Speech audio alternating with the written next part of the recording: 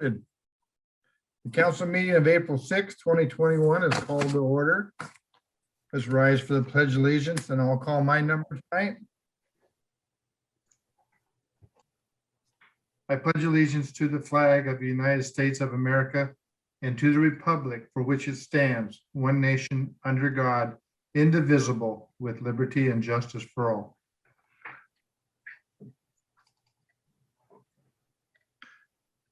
All right. Donna? Will you do a roll call, please? And is there anybody missing tonight? Don't think so. Okay, we're all here. All right. Okay. Deputy Mayor Peterson, Here. Councilmember Inesco, Here. Councilmember Feast, Here. Councilmember Schmidt, Here. Mayor Dorsey, Here. Councilmember Bode, Here. and Councilmember McDowell. Present. All right, council, do we have any late changes to the agenda? I think we're going to add in a proclamation down here after the consent agenda. Yeah. All right. At this time, I would like to remind members of the public that they can make comments during the public comment period, as well as on any items listed on the business agenda or the action agenda. When making a public comment, you will need to raise your hand electronically on the Zoom app. State your full name and whether you reside in the city limits within Mason County or reside elsewhere. Option number 1, join the Zoom meeting by clicking on the link that is displayed on the city's webpage. The link is listed on the agendas and minutes page under the tab that says More. Option number 2, email City Manager Jeff Knighton. And option number 3, call Jeff's office phone. Both the email address and the phone number are displayed on the screen of the Mason Web TV streaming video. Okay, does anyone have a council report? I do. Okay, Kathy? I had my left board meeting this morning and yesterday it went well and short. Yesterday, I attended, represented the city as a council to the visit of Congresswoman Strickland that visited our city. And our group met in the Civic Center and we were discussed partnerships with the business community, the schools, and the county. And it went very well. I was very impressed. I shared that how important the city is to me and the projects that we're getting done, and I think we're doing them well and in timely manner, and they're looking great. So that went well yesterday. And I think, oh, one more. Governor Inslee declared this week National Public Health Week. And the title is Building Bridges to Better Health. And he had one subject for each day starting Monday. Mondays was rebuilding, Tuesday, advancing racial equality, Wednesday, strengthening community, Thursday, galvanizing climate justice, Friday, constructing COVID-19 resilience, Saturday, uplifting mental health and justice, and Sunday, elevating the essential and workforce. So those are just some things we can think about each day as we look at the proclamation that was made for the Public Health Week. Here. That's it. All right, how about you, Joe? Do you have anything to add for your meeting with? Yeah, but I believe the deputy mayor has her hand. I didn't know if she had a comment. Oh, on Kathy's. Well, there, I see your hand now. Go ahead, Joe. I'll follow you. Okay, thanks. I appreciate it. Yeah, it was really great. I'd like to thank Lisa Perry for helping put that together and inviting us to that, or excuse me, Lisa Perry and Jim Morrell for putting that together and inviting the city to partake. it was unfortunate. I think that we couldn't have a little bit more of a to do, but the COVID and social distancing challenges, right? We can only keep a small group of people together. But I was up in the Walmart parking lot there at the corner of Wallace Nealon and Olympic Highway to talk about development and transportation opportunity, or transportation development opportunities and transportation investments along the Olympic Highway and Wallace Nealon corridor. Talked about roundabouts and transportation equity in rural communities, and as you guys are aware, Representative Strickland is also a member of the House Transportation Committee in Congress as well. So it's great to have those relationships and understandings. And we were, Jeff gets the props. He picked the location and it was perfect because we were standing there at the corner almost, you know, on a nice sunny day, and plenty of traffic backing up on the ramp. And, you know, just the normal rush hour traffic in that area. And man, the visual aid really helped, you know, show the need. So it was great to have that, and heard really good things about Kathy and Kevin, your interactions as well. It was really great to hear about how the different stations were all kind of set up to share. It was great. Thanks. Yeah, thanks, Joe. Deidre? I just wanted to note that last week, the majority of council met with the Squaxin Island Tribal Council, and just wanted to extend a public thank you to Chris Peters, who's the tribal chairman, as well as the other members of that board, for engaging in a dialogue with the city about how we can leverage that partnership, look for opportunities to support one another on projects, and really just work together for the community. So hands go up to Squaxin Island Tribe, and a big thank you to everyone who was part of that conversation. Thank you, Deidre. Yeah, I think that, was there anybody else before I go on? I think that our meeting at the YMCA was really good. We talked about partnerships with the Y. I added in that, you know, was it 3 years ago? 3 years ago now, we became a council, and roughly. And I can remember some pretty rough times back then. But one thing I think we stuck together on pretty good was the YMCA. And I just wanted to let her know that we backed it fully, and talked about the lease a little bit. And so anyway, Jeff, you might have something to add later on in your report, maybe? I'll add a few things, Mr. Mayor, at the end, sure.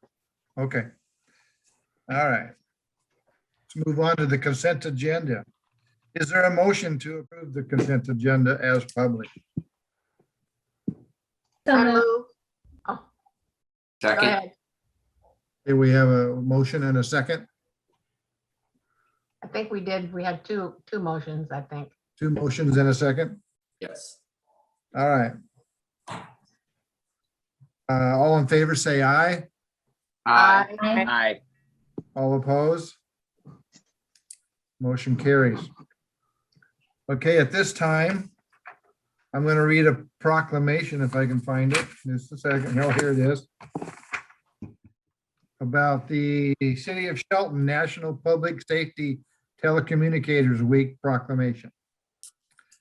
All right. Whereas emergencies can occur at any time that require police, fire, emergency medical services, and whereas when an emergency occurs, the prompt response of law enforcement officers, firefighters, and emergency medical personnel is critical to the protection of life and preservation of property.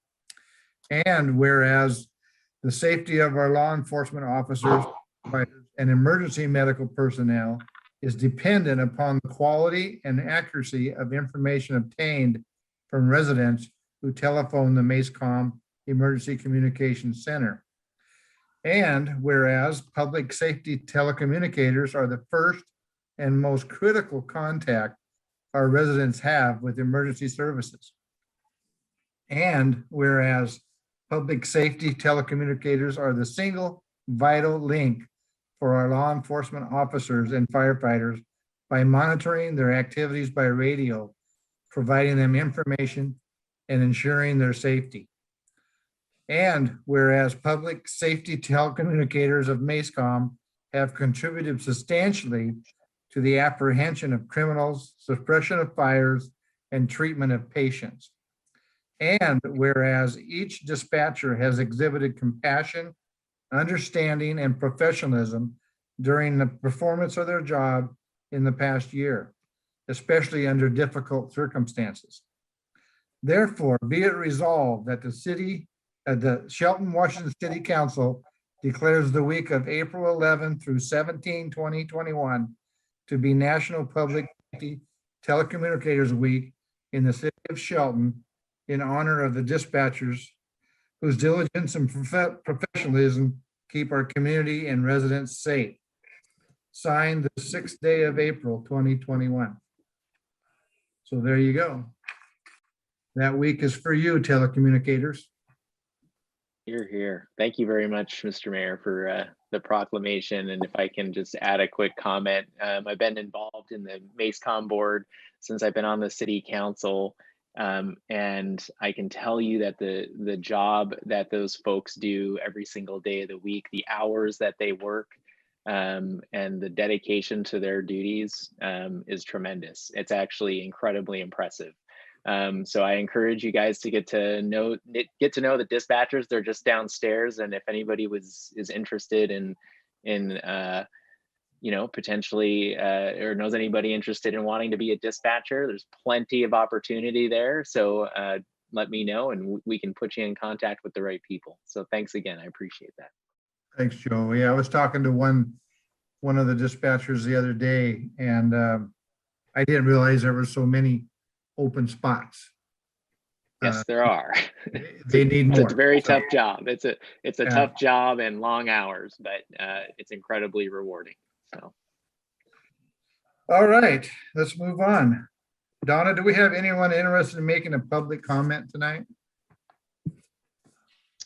No, we do not, Mr. Mayor. All right. Let's move on to the business agenda. Community Development Director Mark Ziegler is here to share information with us about some park property acquisitions. Mark, is Mark here? Yeah, I'm here. Thank you. There you Mayor. are. Thank you, Mayor, Deputy Mayor, council members. I'm going to get to a share screen here and then start my brief.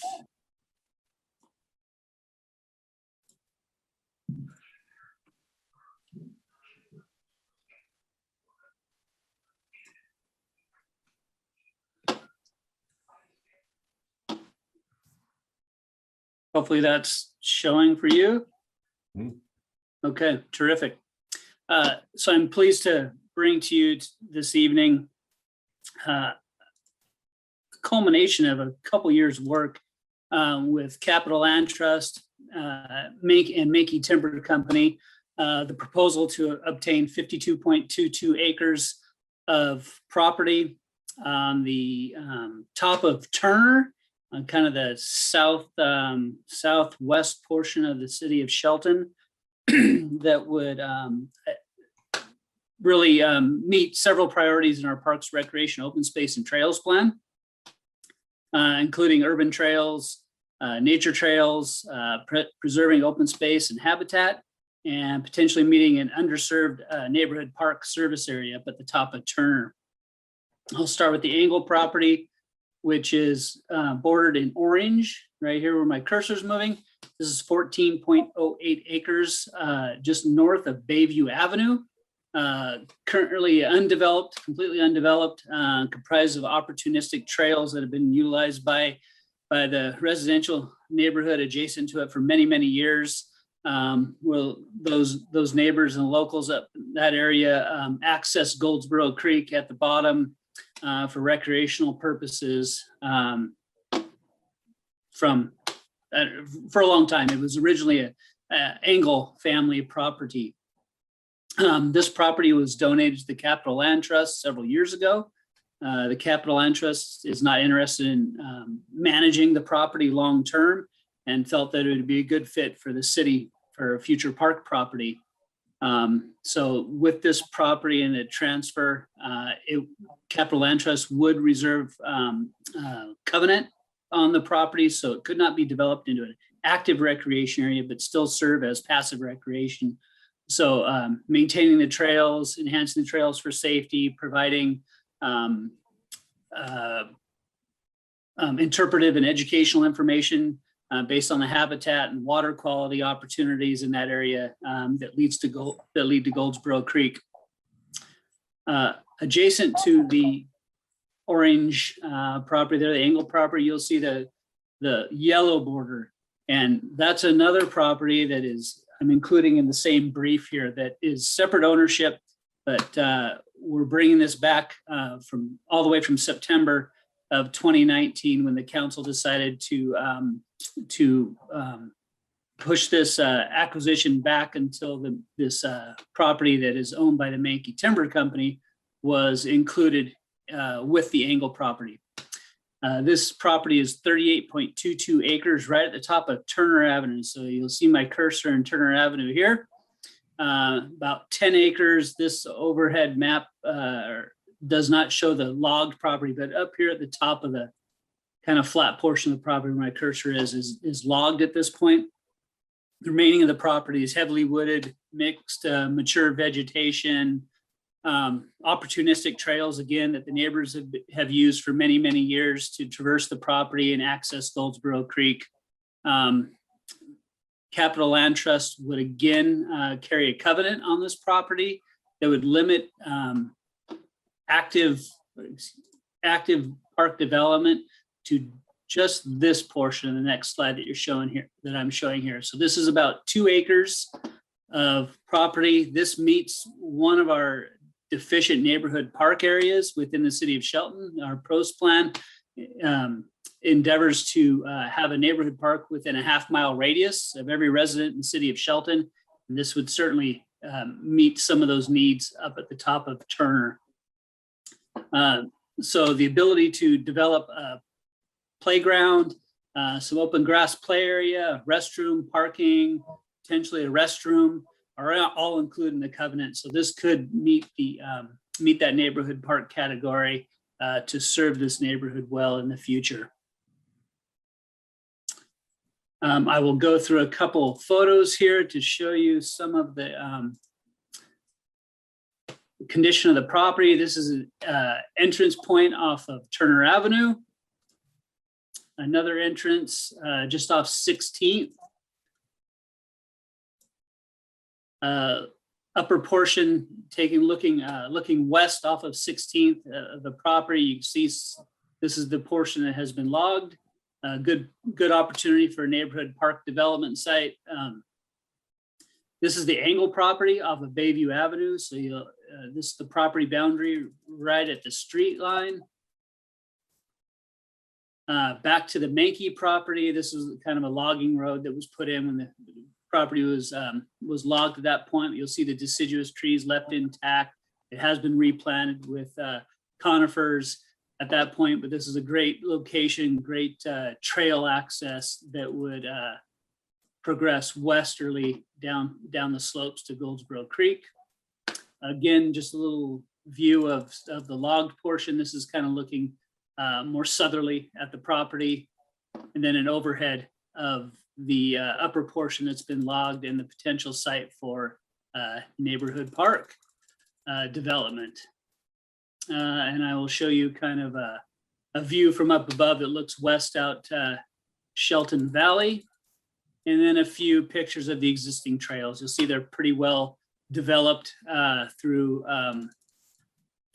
access from our local community, just creating those over time. There is some cleanup, restoration work, and safety work that would need to be done in here, obviously, to promote this to the public. But these would be primarily primitive trails, nothing paved or anything like that. They'd be in a natural state, just kept safe and available to the public, much like the Teresa Johnson Trail is up the Shelton Creek drainage.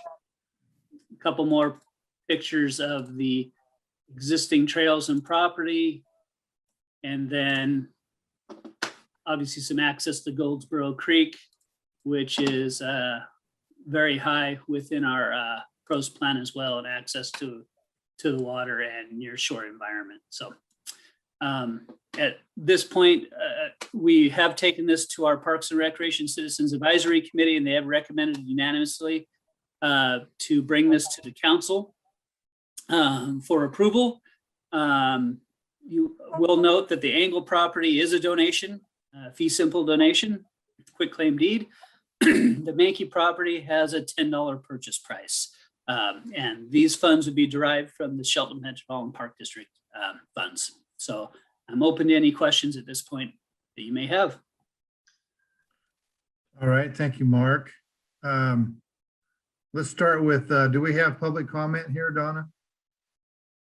Let me look here, Mr. Mayor. I don't think so. No, sir, we do not. All right, would someone offer up a motion for us? I move to forward the approval of the Mankey and Angle property acquisitions to the action agenda for the April 20th City Council meeting for further consideration. Second. All right, thank you. Let's invite the council members to ask Mark any questions. Hey,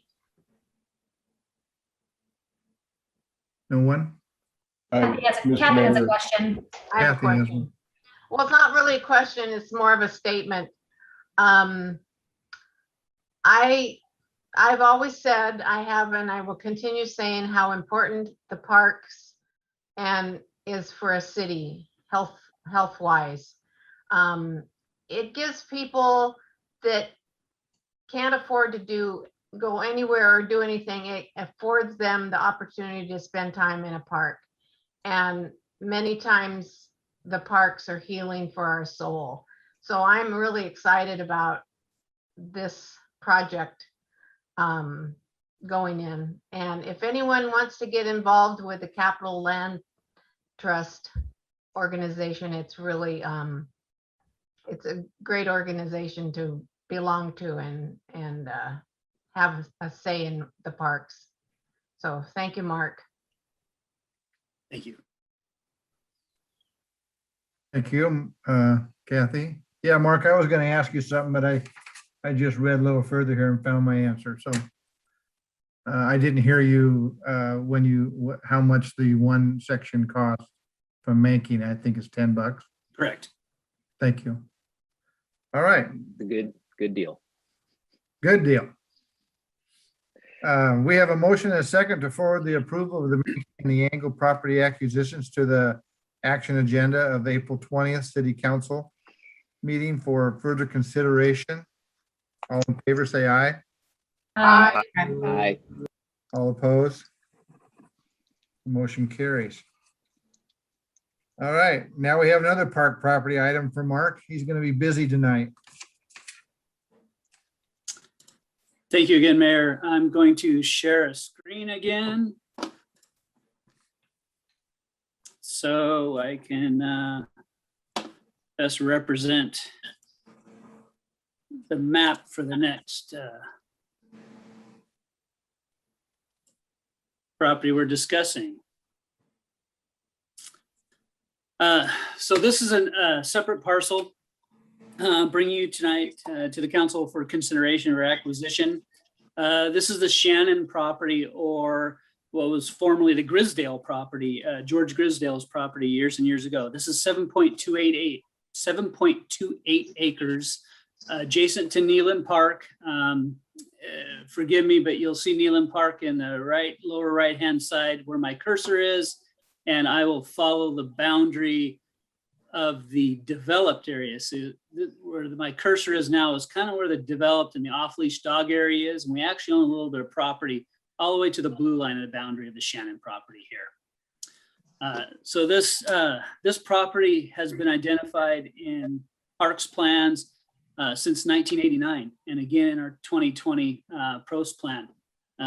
So we've been talking to representatives, I guess, of the city have been talking to the owners of this property for quite some time about the potential to add to Neelan Park to help relieve the the impacts that we have in Neyland Park, as well as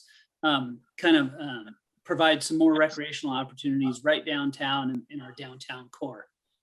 This property is undeveloped, mature vegetation. There's again some opportunistic trails on site that some of the local neighborhood have used for years. There's no sidewalk that traverses up Turner all the way up the side. So we'll see quite a few people that will get off the street and utilize that as access point to get down to 7th or down to Park Street as well. And so this could serve the opportunity to increase the recreational amenities, both active and passive, for Neyland Park, provide nature trails, transportation trails throughout the site to, like I said, Park Street and 7th Street, and preserve some habitat right downtown Shelton. As you'll know, we also recently acquired the Simpson property just to the north. And so this would kind of consolidate this entire area into the potential for city recreational amenities and other services that we could provide, including the potential of a multimodal trail just to the north on this former Simpson railroad tracks. We brought this, staff brought this project forward last year because we applied for a Recreation and Conservation Office grant, but we're not successful in that grant application. Very competitive grant. They had over 80 applicants, and I think they funded about a dozen projects over this last year. So very competitive, but certainly worth the opportunity to apply for those. But we still have the funds budgeted for this acquisition. The owner has signed a purchase and sale agreement to move forward with the council's blessing. We would ask that this be placed on the action agenda for April 20th, and we could move forward with the further process of purchase. And I will go back and say the purchase price is $80,000. We did have an appraisal done on the property, and that came in at $95,000. The owner has agreed to sell for $80,000 at this point. And again, the Shelton Metropolitan Park District would fund the acquisition of this parcel. And I'm open to any questions you may have. All right. We have any public comment here, Donna? Let me take a look here, Mr. Mayor. No, there is no one for public comment. All right, can I have a motion? I move to forward the approval of the Shannon property acquisition to the action agenda of the April 20th City Council meeting for further consideration. Second. I second. All right. This time I'll invite each council member to ask questions or comments for Mark. Another high five on you, Mark. Thanks. That's going to be great. All right, we have a motion and a second to forward the approval of the Shannon property acquisitions to the action agenda on April 20th City Council meeting for further consideration. All in favor, say aye. Aye. Aye. All opposed? Motion carries. All right, we got one more business item for Mark. This one is regarding the traffic box wrap. Yeah, thank you. Thank you, Mayor, again, council members. I'm excited to bring you some recommendations for the city's traffic box wrap project. This will be the second installation that is being proposed by the Shelton Arts Commission. 3 more traffic boxes have been selected to have this vinyl wrap covered with proposals from local artists. The Shelton Arts Commission did a call for artists back in late, let's see, I think it was late January, with a deadline of February 19th. Received 20 applications from local artists. We had the town hall forum utilized to vote for these pieces of work, and we received over 1,250 votes from the community to Wow. weigh in on these pieces of art. So really exciting how much public interaction we got out of this project. The top 3 have been selected, and I guess I will share my screen again.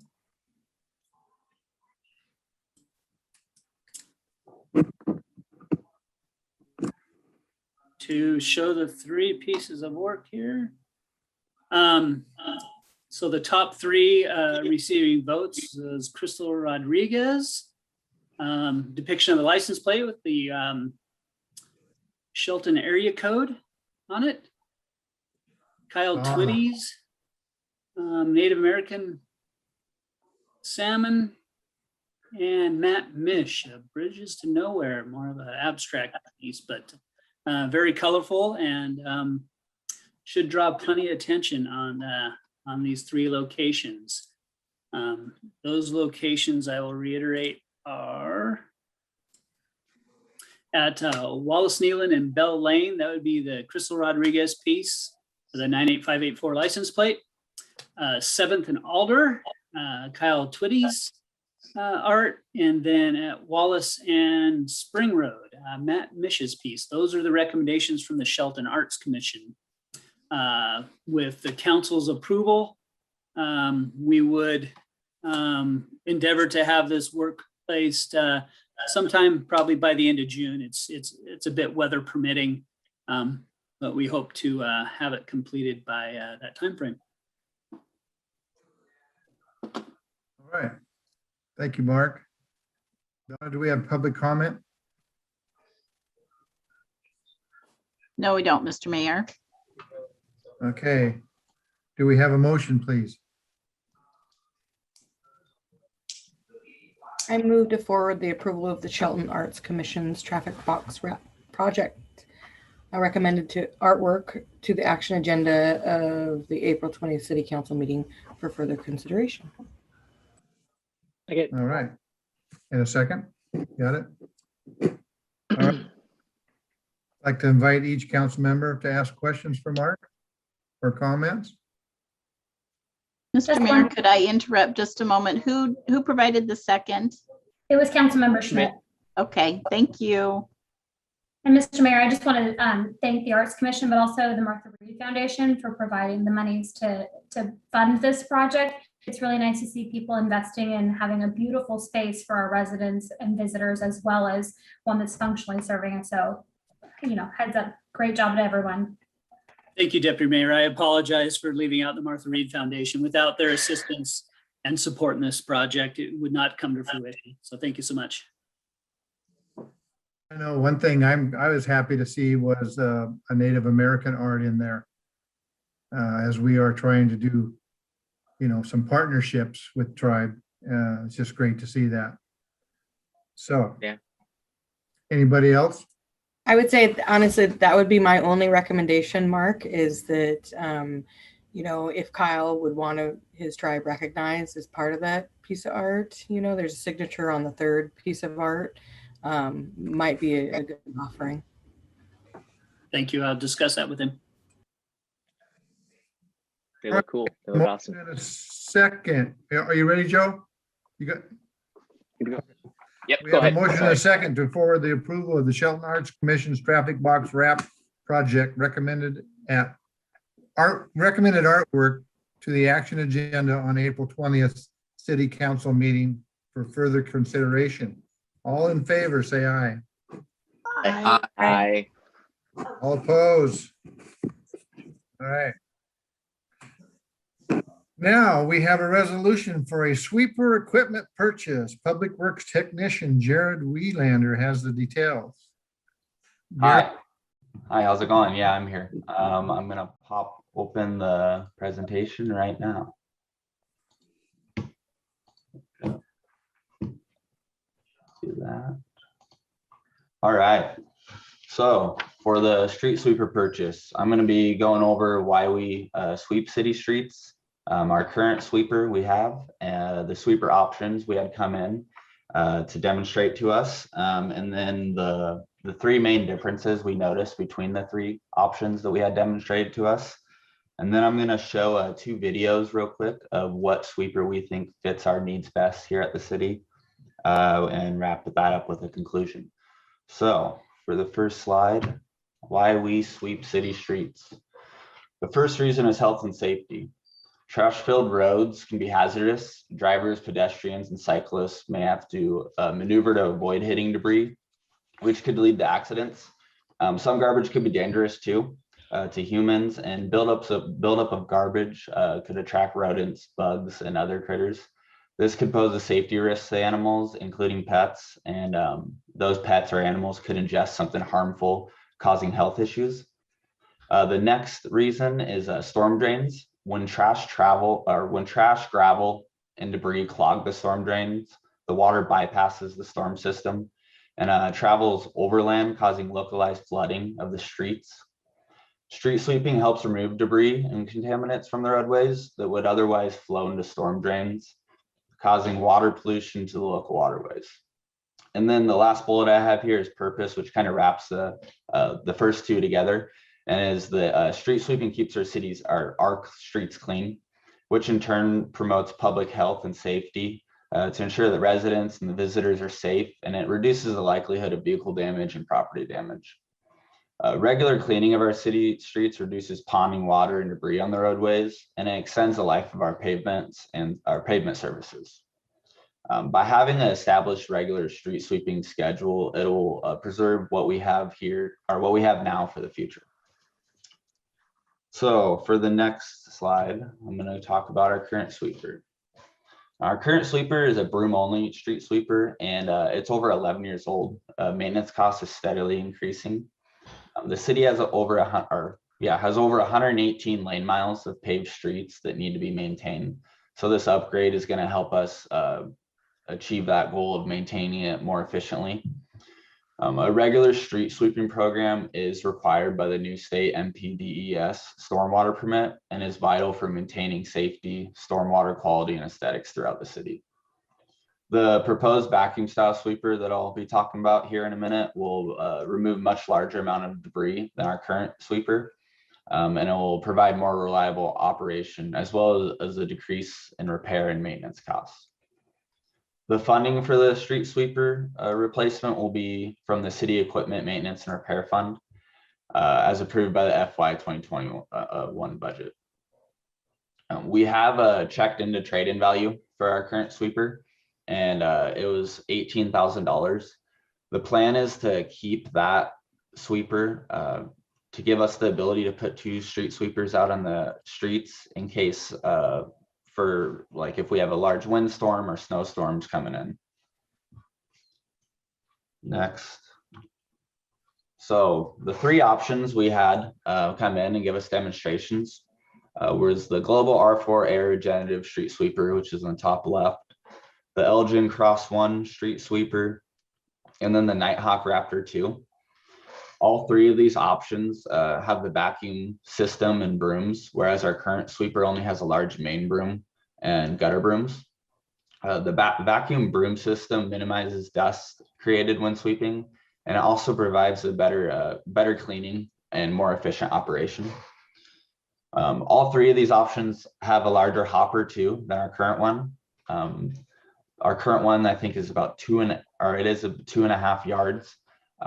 So it has us spending more time sweeping the streets and less time going back to the shop to dump. And all 3 of these have excellent fuel efficiency compared to our current sweeper. Between the 3 though, the R4 and the Cross 1 are more comparable.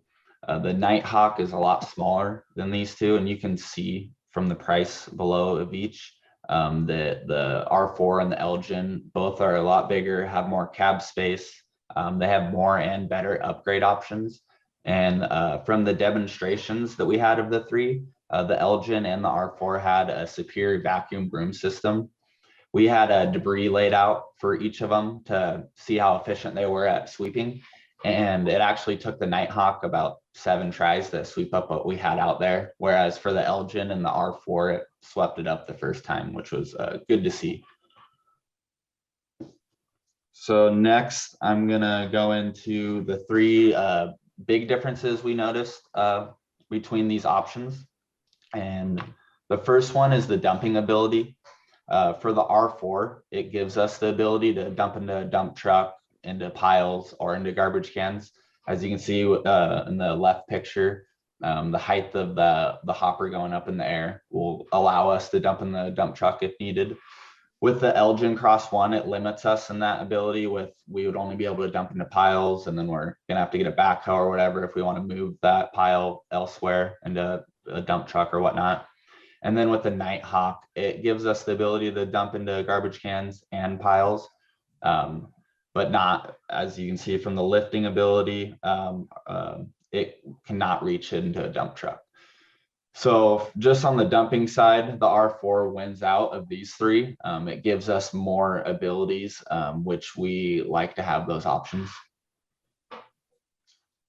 So next, the next one was maintenance. For the Nighthawk and the Elgin, they both had multiple electrical panels. They're both very similar on the maintenance side. Multiple electrical panels. The hydraulic hoses were hidden in the frame, and there's also less, our mechanic noticed there's less room in both to perform regular maintenance. With the R4, it had one centralized location for the electrical panel. And actually during the demonstration, the Elgin broke down here, and they were going through 3 or 4 different electrical panels on it, just trying to troubleshoot the problem. So just seeing that firsthand really shows how maintenance friendly that R4 is, with us being able to troubleshoot if an electrical problem were to arise, that we'd be able to troubleshoot that problem right away and know right where to go, instead of going through a bunch of different panels trying to figure out what's going on with a piece of equipment. And there's also a lot more room in the R4 to perform that regular maintenance. So out of the three, the R4 wins out again, with it just being a lot more maintenance friendly, giving us the ability to keep it out on the street more, and doing what we are getting it, purchasing it for. And the last big difference out of the three is safety. So for the Elgin and the Nighthawk, they have a dual steering cab layout, and that's similar to the one that we currently have. And with that layout, it makes it so our operators have to get out of the sweeper for certain circumstances. So for example, going around roundabouts, they need to get out, readjust mirrors so they can see where they're sweeping to keep the streets clean. With the R4, it's a center mounted cab forward layout, which gives them way better visibility of surrounding traffic, pedestrians, and where they're sweeping. They'll never have to get out of the vehicle, so it's going to keep them safe too. So that was a big, probably one of the biggest things we noticed too, was just that. And from our operators demonstrating driving each three of them, they really like that center mounted cab layout of just having that great visibility of what's going on at all times while they're operating the piece of equipment. And then, so I'm gonna pop open 2 videos real quick of to pretty much to wrap it up. We recommend the purchase of the R4 air regenerative street sweeper. Just the safety, maintenance friendly, dumping ability, it really wins out compared to the other 2. And I have 2 videos just to show it sweeping streets. So I'm gonna pop this one up real quick.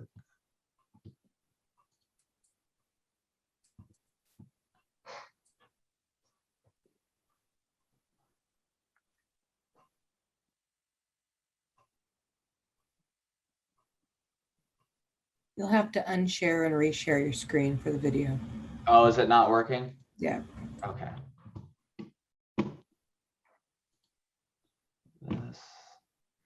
Sorry about that. Can you guys see it now? Yeah. Okay.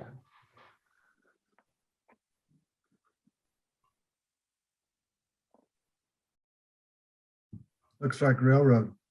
Yeah. No, it doesn't.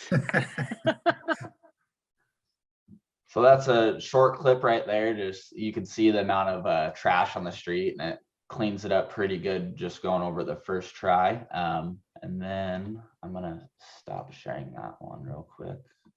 Oops.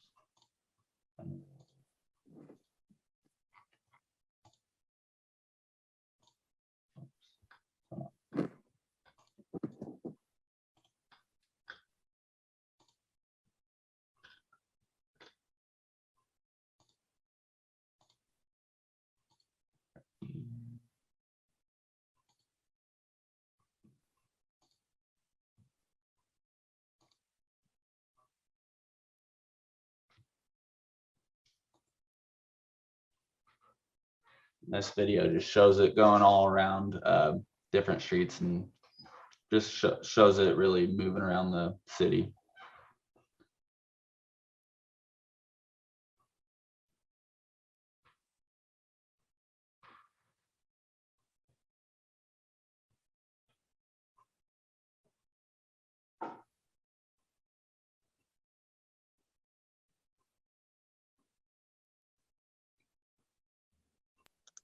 Does the one we have spec'd have water? Yes. Oh, sorry, it's not time for questions. My apologies. Okay.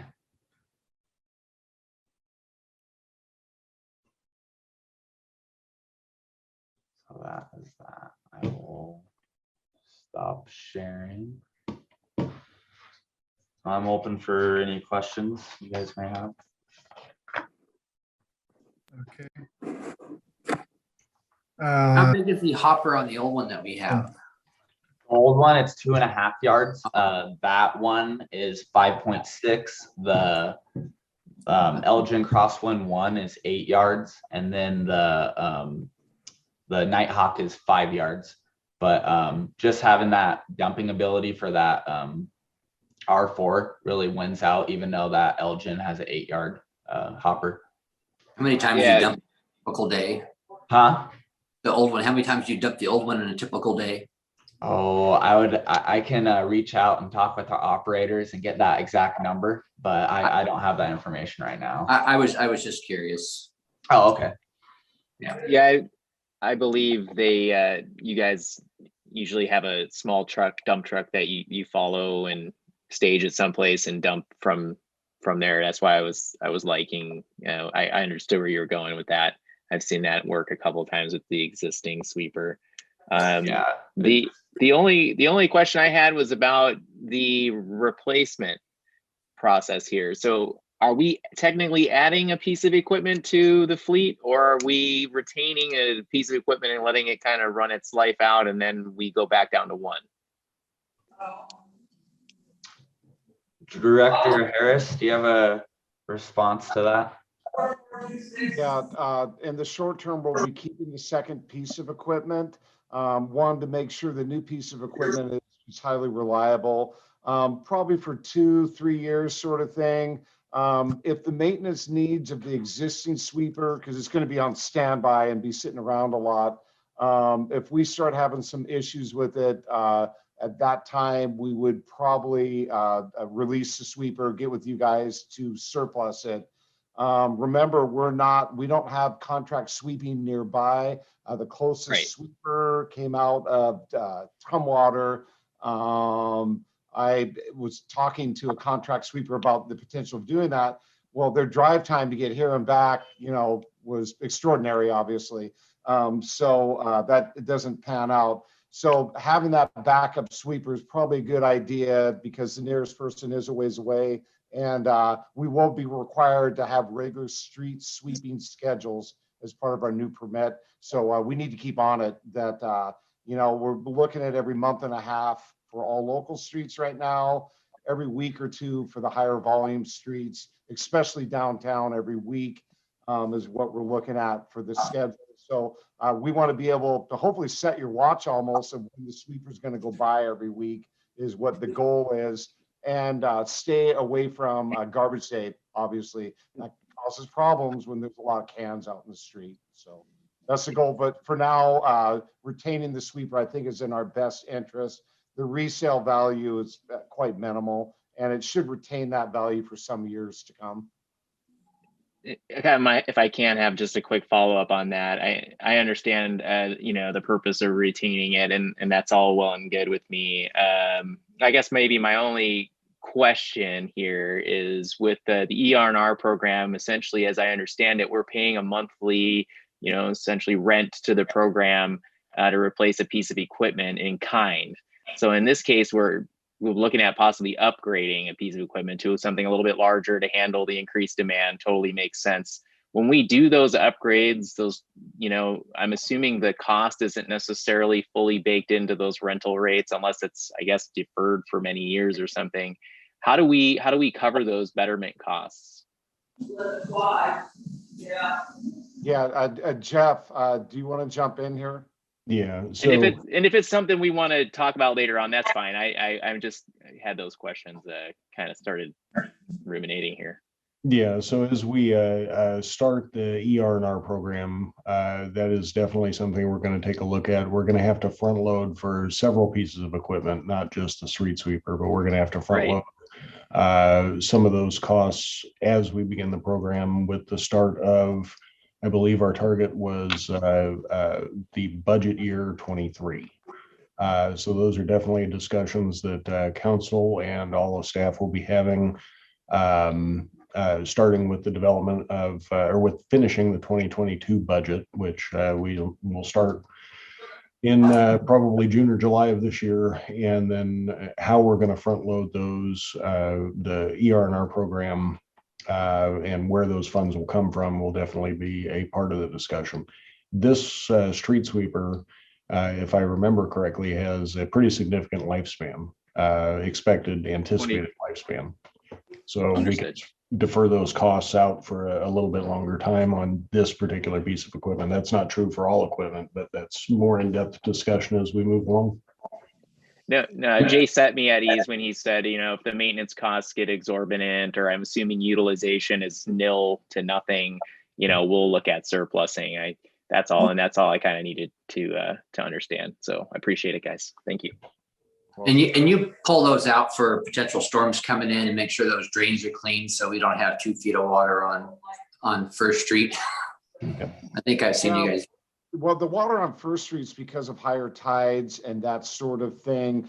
We do regularly maintain those inlets on a bi-yearly schedule. So we're out there cleaning those quite often because they do back up with the tide. So the tidal influence is the main problem, and high water, rain coming into those inlets. The water doesn't have anywhere to go. So that's the main reason for that. But after a snowstorm, when we've done heavy sanding, the second sweeper is going to be coming in really handy because we have to go and hit a lot of roads to get the sand up because it's a traffic hazard and walking hazard and that sort of thing. So we have safety issues. So it'll definitely be used during leaf season also. We're going to have both sweepers out. So it'll still get some continued use.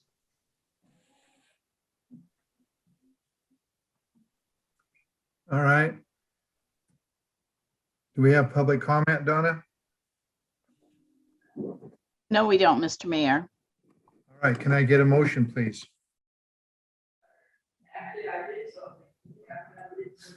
I move that resolution number 1190-0221 be forwarded to the action agenda of the April 20th City Council meeting for further consideration. Second.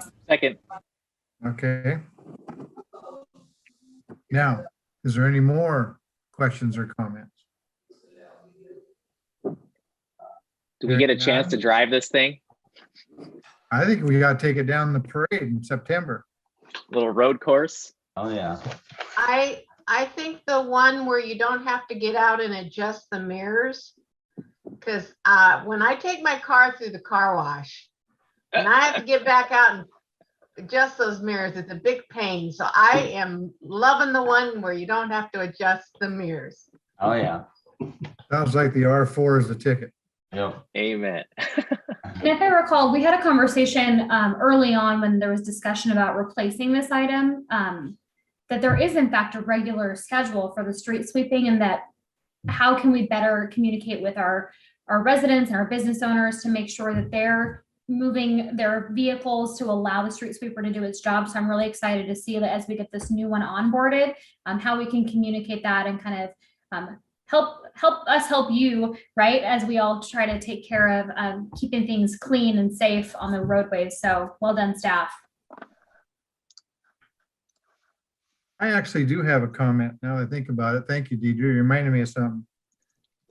You know, downtown or anywhere around businesses, some businesses start around 5:36 in the morning, and the cars are already parked on the streets. You know, is there a way to combat that, either with a night person or something? I don't know. Yeah, Mayor, we looked into that. That is one of our issues. We start a person early on downtown street sweeping before the cars pull in. So we get the majority of it. Yeah, we already do that. And with a regular program, we're going to do it even more. So someone will probably start at 4 or 5 in the morning. This new sweeper is very quiet, and we can turn it down. If it's making noise, we can turn the vacuum system down so it's goes into even quieter mode. It's not as efficient, but we have a lot more capabilities with this sweeper than the existing broom sweeper.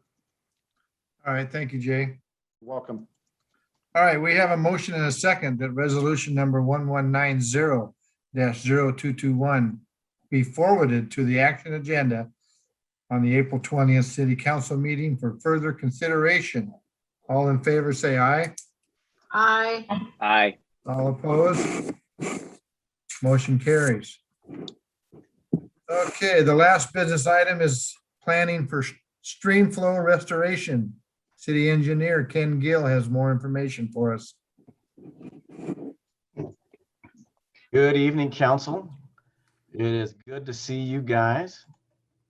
Hope you all had a really good Easter. I'm going to share my screen with what we got to talk about tonight.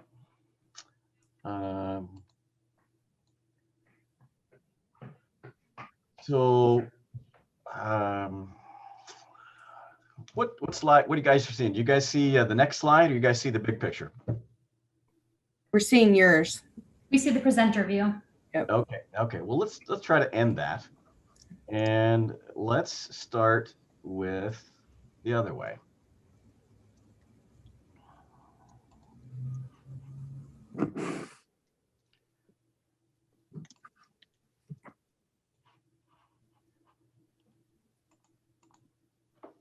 How about that? You're good. All right. Okay. So tonight we're not going to talk about anything cool as Parks Director Land Baron Ziegler acquiring park property or new sweepers or park art. We're going to talk about how to put some more water back into our streams.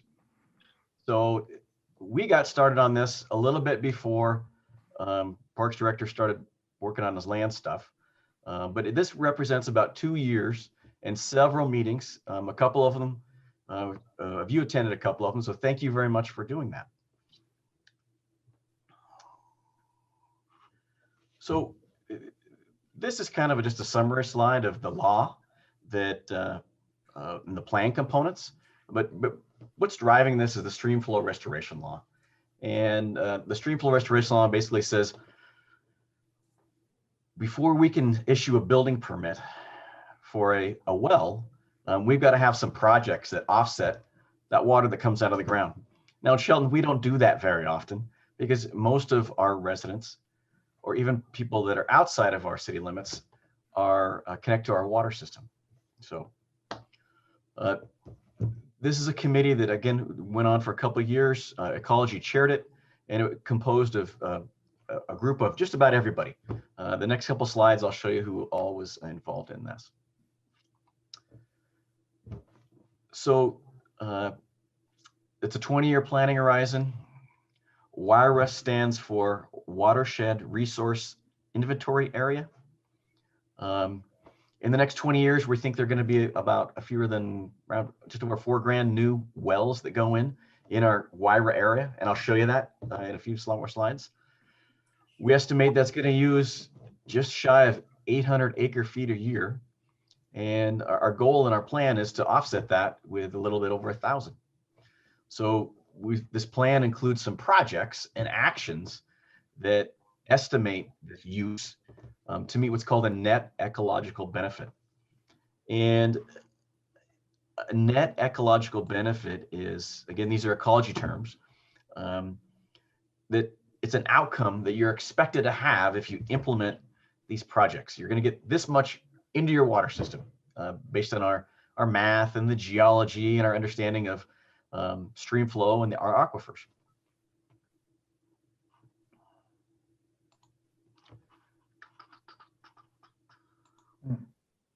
So we'll quickly 4 or 5 steps. We're going to talk about background, talked about our laws, the role of the committee, the elements of the plan, and the steps that we took. So the first question I always get is, what is a permit exempt domestic well? What that is, it's a well that serves homes, small develops, irrigation. And what it is that there's a RCW that it establishes how much water those wells can take out of the ground. So consumptive water use is water that we use. The 2 pictures on the bottom show a lot how we use it for our wells. It goes back into the ground through a septic system. We also use it to grow the food that we eat.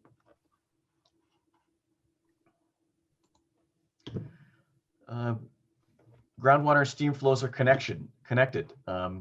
So I like this picture of the alternating blue and gray layers that represent Shelton. We've got our layers of gravel, our layers of glacial till. In between is our aquifers. That's what our wells get our water out of, that serves each one of you.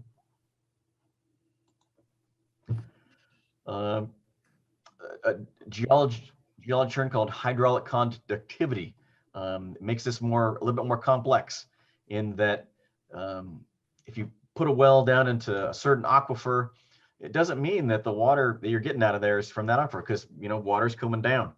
And also, as you start pulling water out of those aquifers, it's a spherical pattern. It's coming at you from all directions. So the big takeaway from this is, if you take one from one, it's going to have an effect on the other one, right?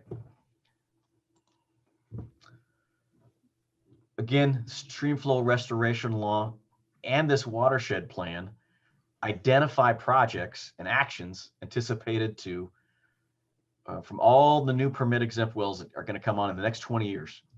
So the other key to take away from this, there's one takeaway for this whole presentation, is that this law also authorizes around 300 million in the next 15 years to fund these capital projects. So big, it's a law, but it also comes with strings, right? We are WIRA 14. You can see the little 14 down by my cursor in Mason County. But we are, of course, one of many across the state that are doing and going through this process right now.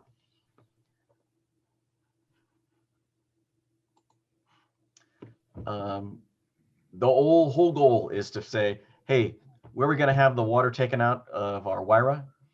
Where can we put it back in? And where are some projects that help us and help our fish and our habitat?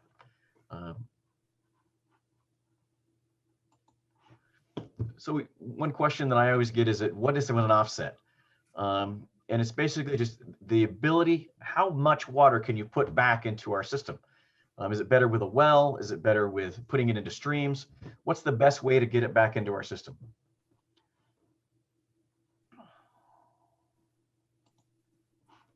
We talked about this a little bit, but what is it? What is an ecological benefit?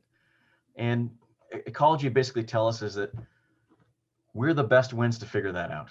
Our local planning groups, our local stuff, to determine what's the amount of benefits for the best impact. Because we know where we live better, we know our streams better. And the thing that I like about this is that this isn't something that someone from outside of Mason County is telling us how to do. It's our local electeds, it's our local planners and scientists that put this together, get to put this together.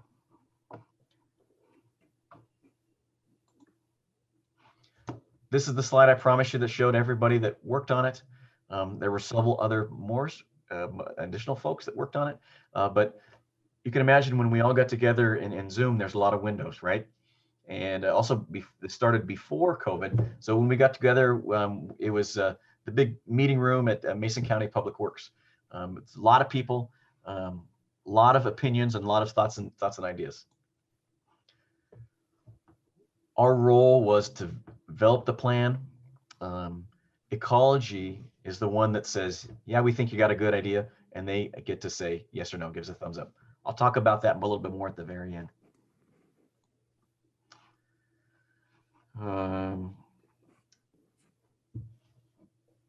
This is a repeat. I'm going to skip by it. Again, we're into 8 subbasins. And this is the picture that I was trying to get at. But each of these different colors represents a subbasin in our WIRA, okay? So the little shading is Shelton that shows our UGA and our limits, but a drop of water flows a different route out to the bay based on where it drops in each of these different colors. Again, we talked about just shy of 5,000 wells over the next planning horizon, and the largest amount of them are likely to be in the Oakland Bay subbasin. This depicts about subbasins and the wells and how we think that they're going to distributed. It's an estimate where we think wells are going to go. No one really knows for sure. It's an educated guess at this point. So this shows, this takes that last table and kind of plots it over the basin table and shows in color where we think the majority of these wells are going to be. The highest areas are of course in the Moore in the red, just north of Shelton, and then of course the lower areas are in the yellow.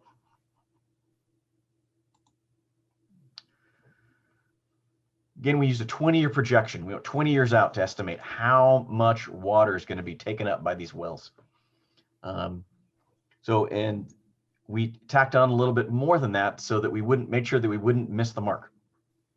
That's the 1,034 acre feet per year. Here's how it's distributed over all the subbasins in terms of irrigation and outdoor use and indoor use. So that was how the committee sliced that apple pie up. And this, again, just another graphical picture of where the wells are going to go and where the water is going to be coming out of the ground.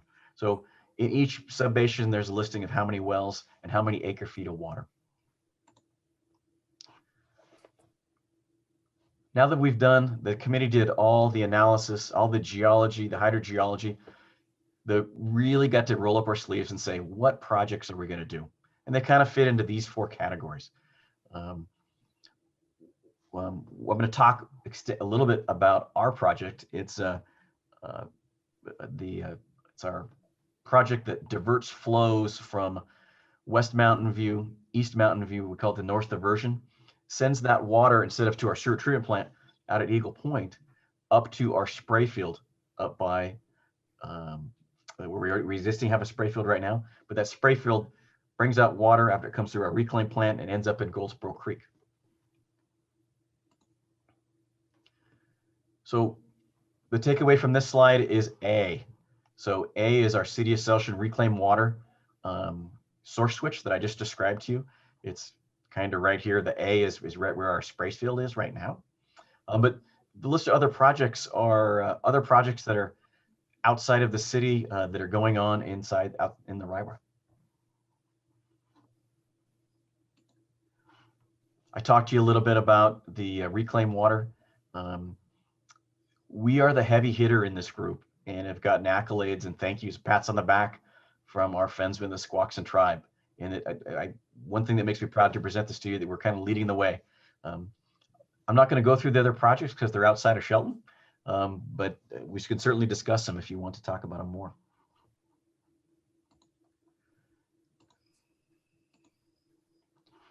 We talked about us being, the city of Shelton being the heavy hitter, is 486. If you look down the list of projects, that project has the potential to have the biggest impact on Goldsboro Creek, adding flows back into Goldsboro Creek. So that's something that we should be proud of and thankful for. So this is kind of the end of the show, but this committee's prepared this plan with implementation in mind. But the plan, the laws don't have language that says you got to go do it right now. But it does go back to the slide we were talking about. It does provide some funding. So this plan will exist as things go on and changes. The plan may change too. So it comes with some regulatory requirements, not which many involve Shelton. We don't have many permit exempt wells, but a lot of our other water purveyors around have some requirements for them. The one that I'm most concerned is this revolving grant loan and grant fund for community water systems. So we talked about adaptive management. Adaptive management is ecology's term for basically taking these projects, implementing in the watershed with our best available science, and then seeing if they have any effect at all. We talk about plan imitation again. We'll be doing some other folks other than Shelton will be doing some projects, some policy and permit exempt well tracking, some reporting. And then, of course, there's the funding one that we've already talked about. This is our final slide. We will meet for one vote on April 21st. That's the day after you get to see this for the second time. If we all give a thumbs up on the plan, it moves to ecology for review. The kicker is that if we don't give a thumbs up and the committee isn't unanimous, ecology will prepare it and then send it to the Salmon Recovery Board for technical review. And then ecology moves it forward. So with that, on the 20th, in the resolution in your packet asks you for Shelton to give a thumbs up on the plan. And hopefully the other committee members that were on that table give it a thumbs up also, and it moves forward through the process. So does anybody have any questions or for me on the stream flow recovery plan? I do. I do. So, we've heard over the last several months from our constituents that they're very, very concerned about making sure that we have long-term water quality, that our aquifers are healthy. And as we are a growing community, and we're looking at, adding rooftops, here in the near future and continuing growing this community. You mentioned that we don't have to do this right now, but we're hearing, from our constituency that this is a priority. And what happened, when we take a look at the amount of wells that we're anticipating, I can't remember if there was a date or, do we have an idea of when we're going to max out those wells? I mean, I know that is also according to development, and demand, but any educated guess there? So that's an excellent question. I'm gonna repeat it to make sure I understood it. Councilmember Feinstein said, are we going to be drilling in wells, and how much water do we have left for the next 20 years? And I guess this plan does not address that, but I will be coming with a presentation on our water comprehensive plan that does talk about that question in the next couple of months. So if you would save your question to that, I will answer it when I give that presentation. Appreciate that. Thank you. Okay. I have just not a question, but a statement, Ken. So that is a lot of wells. Right? That is a lot of growth in this WIRA. Would you Okay, please go back to the slide that shows you where they're expected to come? yeah.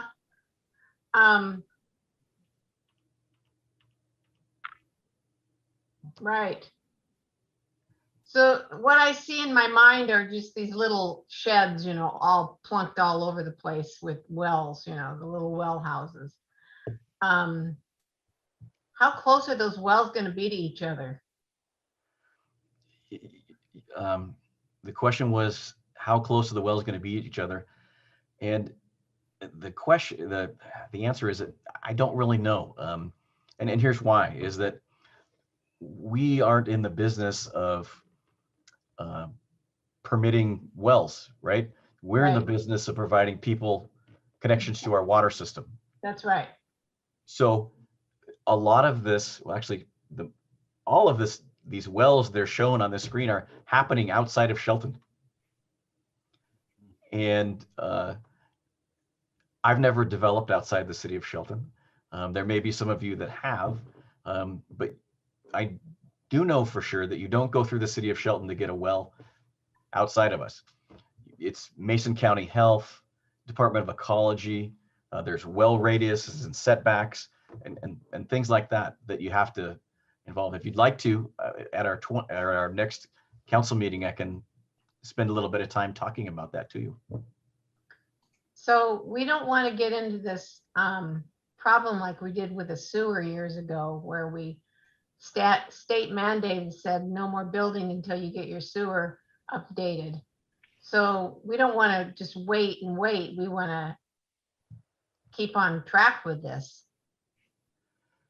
Right? I agree.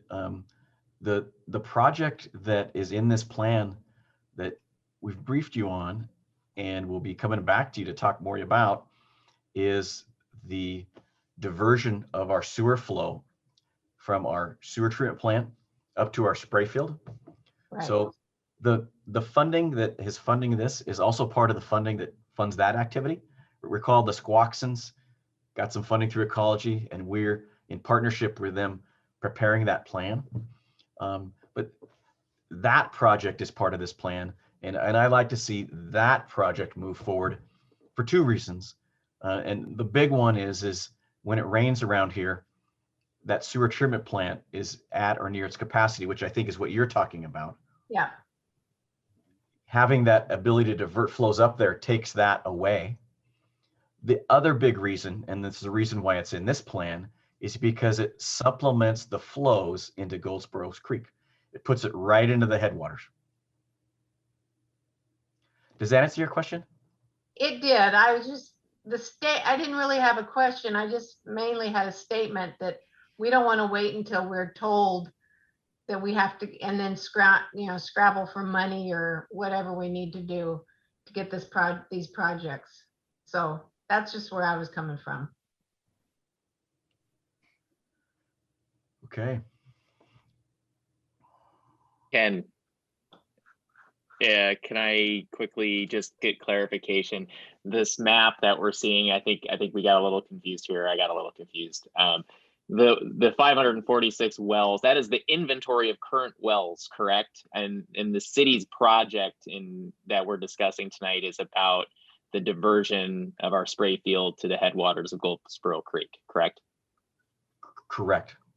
Okay. We're not talking about drilling any wells. We're just No. talking about diverting Right. our flows. Okay, Okay. just making sure. I got Yep. a little concerned there. Wait a minute, what are we doing now? So thank you very much. Okay. Appreciate it. I understand now. Thank you. All right. Donna, do we have public comment? Ken, were you through? I'm sorry. Yes, I'm all done. Thank you. Okay. Any public comment, Donna? Let me click a couple buttons here, Mr. Mayor, and I will look. No, sir, there's no public comment. Okay. Do we have a motion? I move to place resolution number 1193-0421 on the April 20th, 2021 action agenda. Second. Second. All right. We have a motion and a second to place resolution number 1193-0421 on the April 20th, 2021 action agenda. All in favor, say aye. Aye. Aye. All opposed. Okay, the motion carries. Thank you very much, council. You bet, Ken. All right. First item on the action agenda is making appointments to the Municipal Code Steering Committee. Community Development Director Mark Ziegler has the detail. Thank you, Mayor, Deputy Mayor, council members. As you remember, we reached out to the public seeking interested parties to serve on the Municipal Code Steering Committee. We have received applications, if you will, or interest from 8 individuals from a broad spectrum throughout the development community to serve on this committee and assist the city in updating our development code to better meet the council's goals and desires, existing state law, local law, and to certainly make our code much more intuitive and easily to maneuver for our development community. So tonight we're bringing you the appointment of 5 of these community members to serve on this committee per our public involvement plan. And we look forward to working with these individuals and getting started on this project in earnest by the end of the month. All right. Thank you, Mark. Is anyone signed up for public comment here, Donna? No, they haven't, Mr. Mayor. All right. Do we have a motion? I think Kathy wanted to make this motion. Yeah, I'll make the motion. I move to appoint Len Williams, Keith Fuller, John Allen, Nathan Stout, and Marty Crow to the City of Shelton's Development Code Steering Committee. Can I amend that motion? I'd like to amend that motion to include Mike Olson as well as, sorry, then there's 8 names listed. Oh, I'm sorry. My bad. I'm reading this incorrectly. I will withdraw. And second, Kathy's motion. Sorry. All right. Thank you, Joe. You usually read, yeah, you saw what I did there. I apologize. I was reading the sheet incorrectly. Hey, I was Just about starting gave to me get a heart confused. attack, Joe. Sorry about that. It's all right. All right, we have a motion and Joe had a second. Any questions about this from the council? Definitely no questions. I have more of a comment. I'm definitely very excited. I think this is a great way to get community engagement. I am a little bit disappointed that we didn't have more people that signed up for this. The amount of complaints that we get from contractors, this is their chance to form what we're doing in the city and really have their voice heard on the front end of decisions.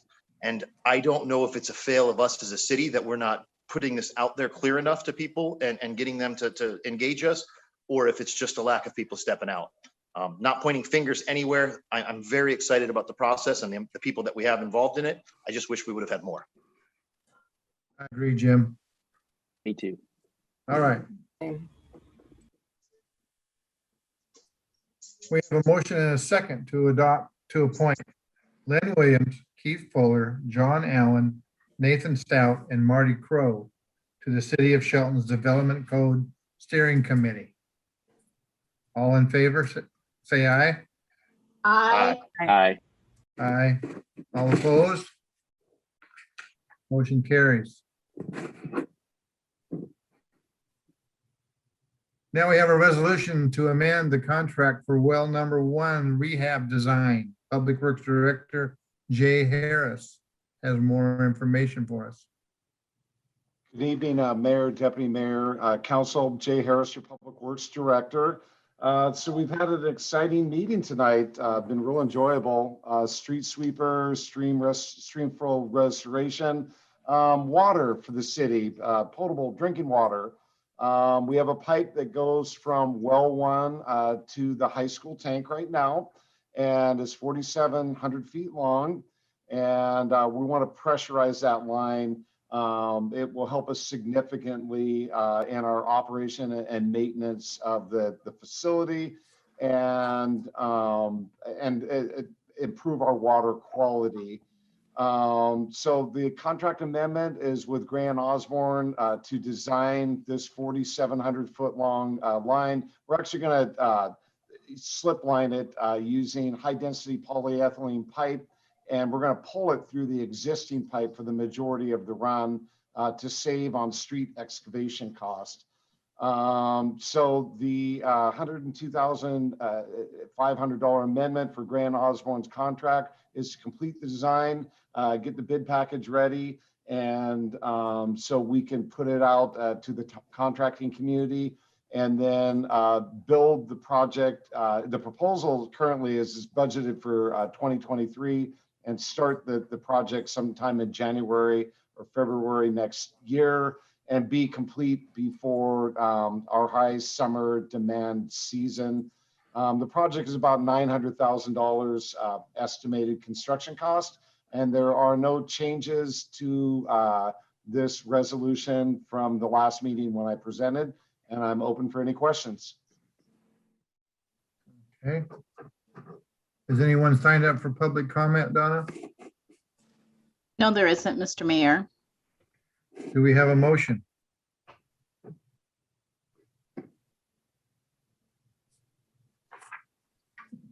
I move to adopt resolution number 1189-0221, a resolution approving amendment number 2 of well 1 rehabilitation design contract with Grant Osborne Incorporated, and authorizing the city manager to execute said addendum.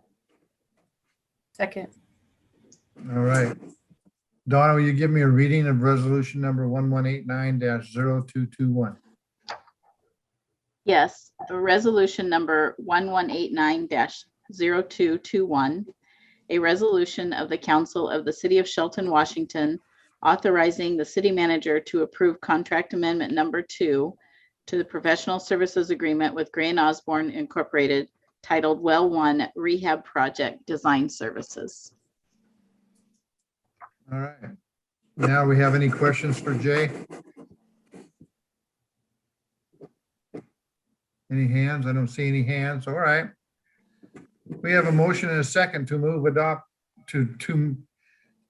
resolution number 1189-0221, a resolution approving amendment number 2 to the Well 1 Rehabilitation Design Contract with Grant Osborne Incorporated, and authorizing the city manager to execute said amendment. All in favor, say aye. Aye. Aye. All opposed? That motion carries.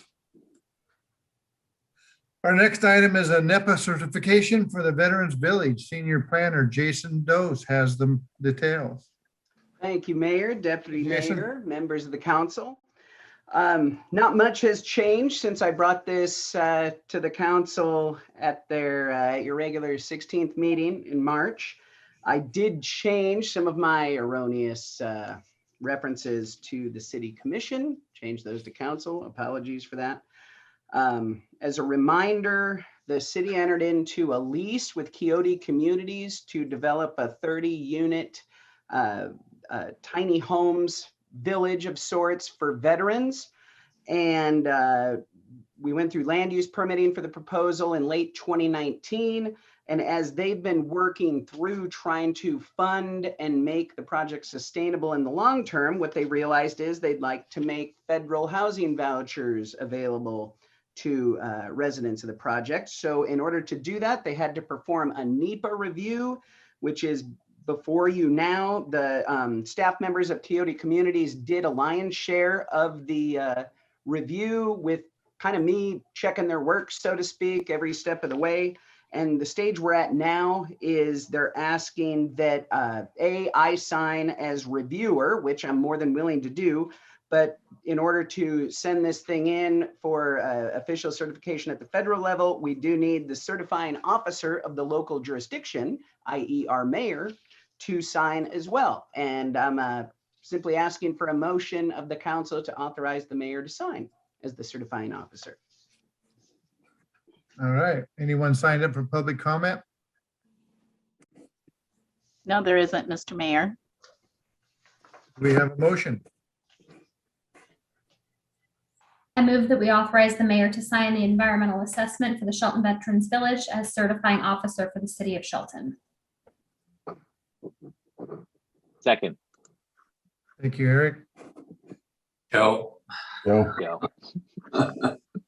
All right. Council members have any questions or comments for Jason? See no hands. We have a motion and a second to authorize me to sign the environmental assessment for the Shelton Veterans Village as certifying officer for the city of Shelton. All in favor, say aye. Aye. Aye. Aye. All opposed? All right. Carries. Another item from Jason, which is a resolution to accept a special use permit. Yes, thanks again, Mayor, Deputy Mayor, members of the council. Shelton High School applied late last year for special use permit to do another expansion to the campus, which would be basically a vocational complex of sorts. This would be located in the current location of the teacher and staff parking lot. Would be done in several phases over many years, probably the next 6 to 10 years. With the first phase, they're prepped to construct actually this summer, which is about 3,400 square feet. The total project would be about 15,000 square feet. And since this project is located in what are called our airport overlay zones, basically under the traffic pattern for Sanderson Field, it requires a public hearing, which our hearings examiner held in early January of this year. He recommended approval with several conditions. And what we're asking for tonight is basically that the council adopt the attached resolution concurring with the hearings examiner's findings and recommendation for approval. And that's really about it. I'd answer any questions if you have any. All right. Anybody signed up for public comment, Donna? No, there isn't, Mr. Mayor. Thank you.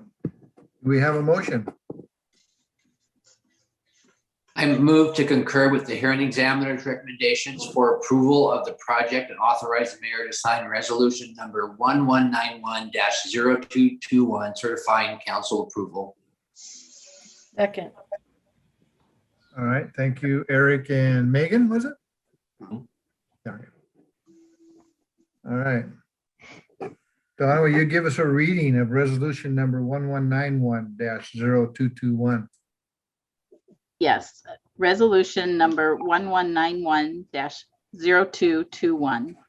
A resolution of the city of Shelton City Council concurring with the hearings examiner's recommendation regarding special use permit 01-20, an application by the Shelton School District to add a vocational academy building within zone 6 of the airport overlay zone. Okay, thank you. You're welcome. Council members have any questions or comments? Jason? All right, seeing none. We have a motion and a second to concur with the hearings examiner recommendation for approval of the project and to authorize me to sign resolution number 1191-0221, certifying council approval. All in favor, say aye. Aye. Aye. All opposed? Motion carries. All right, moving on. Our last action item is a resolution to update the fee schedule.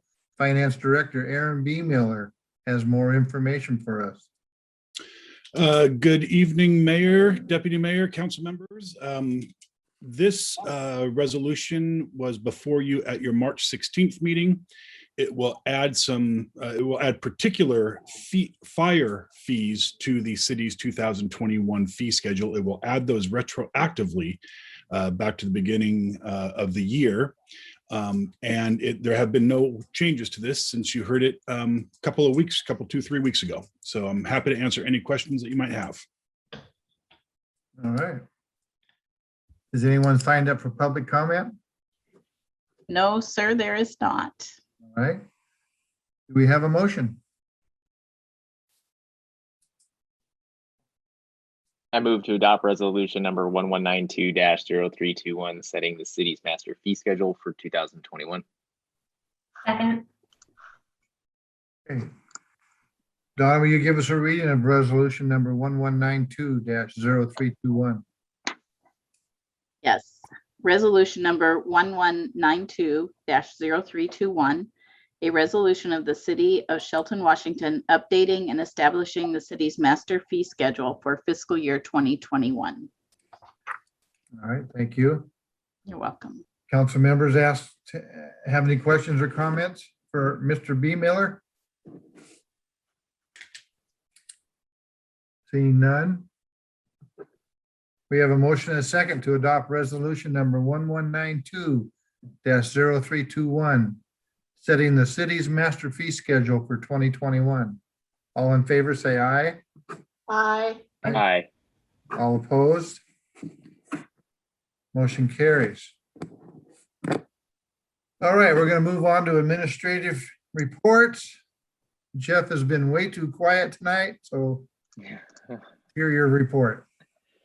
Thank you, Mr. Mayor, Deputy Mayor, members of council. A couple of things I wanted to highlight. First, our visit with Congresswoman Marilyn Strickland came out to see how we were doing, and I want to echo Councilmember Schmidt's comments from earlier, thanking Jim Morrell from Peninsula Credit Union and Lisa Perry from Sierra Pacific, who organized the vast majority of those events, and were kind enough to invite the city to participate along with other community partners in the community, so we could show that we're all pulling together and pulling in the same direction to get Shelton where it's going to go. I thought that was a fantastic event, and she was very attentive and listened, and really had some great ideas about the things that we can do to help move our community forward. Second one, I also wanted to echo the comments of our deputy mayor earlier this evening about our council to council meeting with the Squaxin Tribal Council. I thought that that event was fantastic, and really looking forward to working with them on again, ways we can move our community forward. All the community partnerships, I think, benefit all of us. Those are things that we really look forward to, and I think really benefit all of us. And then on to a couple of items that are upcoming. There is, we've talked a little bit about stormwater tonight in conjunction with the street sweeper purchase. But that is going to be a more in-depth discussion. Council has had, I believe, 4 meetings on this so far, public meetings with presentations from our consultant who's worked with us on this particular project. We've also talked to some of our community members. We want to do that a little bit more than we have up to this point. There's a flyer that will be in mailboxes for every property owner from or in the city of Shelton to discuss what the new stormwater looks like that. That should be showing up sometime this week, so everybody can take a look at that. We are also going to have a Spotlight Shelton event. Now, this is a program that we started in 2019, obviously got shut down in 2020, but it's very important for us to connect with our community on that level, and this project is a great opportunity to do that. Unfortunately, like your council meetings over the past year, the Spotlight Shelton event will be virtual, so it'll be in a format very similar to this one, but we are going to hold that event on April 15th, and during that evening We are working on the times, but we'll be sure to announce that the times when those are finalized a little bit later this week. Our Public Works Director and Administrative Manager in Public Works are going to be doing an interview on iFiber and have a little bit more details. And of course, we'll share all those with our community through our social media platforms and our website. After that, just going on through the process so I can outline it for everybody, we will have a work session for the council to discuss this particular topic on April 27th. That is it's an open meeting. There's not really an opportunity during work sessions for public comment, but the public is certainly welcome to attend and watch. It's more a back and forth question and answer session for our city council and for staff and for our consultant to make sure that everybody understands all of the particulars of this program before we move forward. And then the public hearing for this stormwater item is scheduled for May 4th. And then action should the council desire to move forward on May 18th. And if everything goes according to plan, which as we all know happens every single time, the effective date will be July 1. So just so everybody has that information out there. And then just real quickly on our looking ahead, we have a couple of exciting things coming up at your April 20th meeting. You're going to have a demonstration of our new smartphone app that's specific to Shelton. I think that's going to help quite a bit with our communications with the citizens of Shelton and their communications with us, which is what it's really all about. People may have noticed we've also started our online utility billing. That started on April 1st. Not a joke, but it did start on April 1st. And we're moving ahead with other elements of our online presence and trying to make our operations here at the city as efficient as we possibly can to make the best use of resources that we have. Let's see, a couple other things you'll be hearing about, a lot of those things that you heard about tonight for the first time on April 20th as well. And if there's any changes, we'll make sure to present those to you. And then of course on May 4th, that's when the stormwater ordinance public hearing is planned. So that's all I have for you this evening. I'd be happy to answer any questions if you have any. Jeff, I have a comment, and I just want to say a huge kudos to the staff and all your hard work in getting online utility billing squared away. This is something that we've been talking about for more than 3 years now. And while it may seem like a small thing, I think it's a really big win, not only because it makes it so much easier for our ratepayers to be able to monitor their own accounts and take charge of that, but also because it saves so much staff time and has a real capacity to be a way for us to be more thoughtful about how we're utilizing those systems and being really thoughtful about it. So I'm really pleased personally and as a council member to see that come into play, and just well done to everyone involved in that process. Thank you. All right, do we have any new items to discuss? If not, our next meeting will be Tuesday, April 20th at 2021 at 6 o'clock. This meeting is adjourned at 7:43.